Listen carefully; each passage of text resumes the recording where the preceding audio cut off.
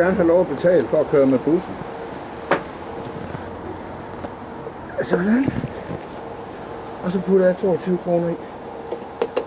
Værsgo. Det var 22. Tak, Tune. Så har jeg betalt. Værsgo. Ja, ja. Det er fint. Kør nu bare.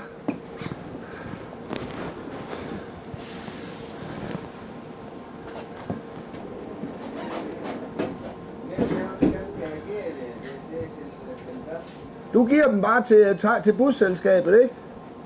Jeg har betalt så.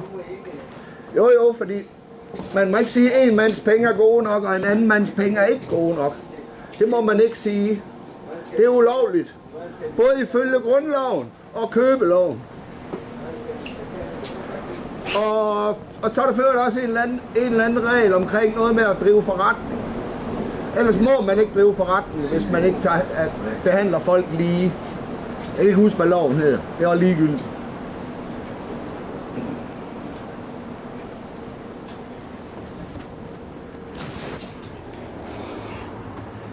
Så, dagens mission. Hej.